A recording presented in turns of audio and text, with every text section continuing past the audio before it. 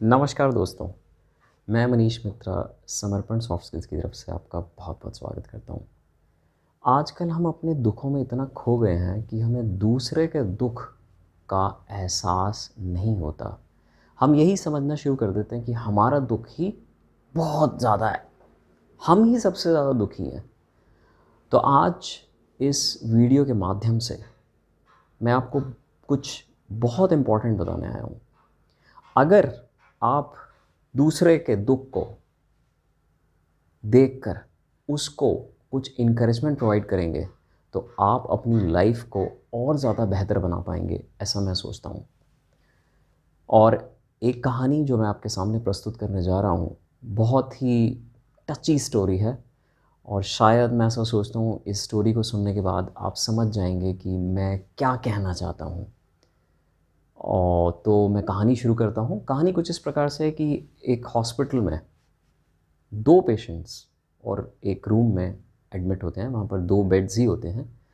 एक की लंग में इन्फेक्शन होता है और दूसरा एक नॉर्मल जो भी एडमिटेड हुआ है, वो तो आपको कहानी के थोड़ा सा आगे चलने के बाद पता लग जाएगा। तो वो दोनों एडमिटेड होते हैं एक ही रूम में। एक ज़्यादातर लेटा ही रहता है, सिवाय कि हार्डली 1 घंटा उठता है और वो हमेशा जो है वो बताता है कि वो खिड़की की तरफ देखता रहता है, क्योंकि उसका जो बेड होता है वो खिड़की की तरफ होता है। दूसरा जो है वो लंग इन्फेक्शन उसके होती है और वो भी तकरीबन तकरीबन मतलब बेड पे ही लेटा रहता है जब तक कि डॉक्टर्स या नर्स नहीं आती उसके लंग्स से पानी बाहर निकालने के लिए।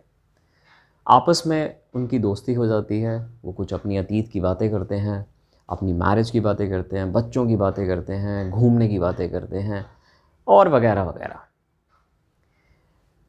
इसी में वो अपना समय बताते हैं और समय तब बीतता है जब वो नेचुरली वो 1 आध 2 घंटे के लिए जब उठते हैं। लेकिन उस 1 घंटे के समय में जो विंडो के पास जो पेशेंट होता है वो अक्सर विंडो की बाहर की बातें दूसरे बेड रिडन व्यक्ति को बताता है। किस तरह से? वो इस तरह से बताता है कि बाहर कितना सुंदर दृश्य है, बाहर रेनबो निकला हुआ है, बाहर बच्चे जो है एक छोटे से पॉन्ड में, तालाब में बोट्स अपनी छोटी छोटी चला रहे हैं, इंजॉय कर रहे हैं। उसी तालाब के अंदर कुछ डक्स हैं छोटी, वो तैर रही हैं। प्लस कुछ यंग कपल्स जो हैं वो अपना घूम रहे हैं और कुछ वहाँ पर फ्लावर्स हैं, बहुत सुंदर फ्लावर्स हैं। वो भी देखने का दृश्य बनता है, एक अद्भुत दृश्य बनता है। इस बात को सुनकर जो दूसरा पेशेंट होता है लंग इन्फेक्शन वाला, वो ये सोचता रहता है कि कब मुझे मौका मिलेगा कि मैं कब बाहर की वो ज़िंदगी देख पाऊँगा। एनीवे, इस तरह से एक बार ये भी होता है कि जो विंडो के पास वाला पेशेंट होता है वो ये भी बताता है कि एक बैंड जा रहा है, क्योंकि वो दोनों मिलिट्री से होते हैं।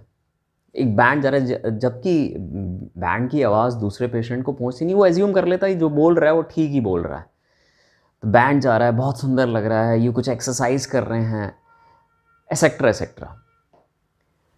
तो इस तरह से वो अपना समय बिताते हैं। लेकिन एक दिन जब एक सुबह होती है तो नर्स अपना नॉर्मल रूटीन पे, टाइम रूटीन पे जब आती हैं तो वो देखती हैं जो खिड़की के पास वाला जो पेशेंट है उसकी डेथ हो गई है।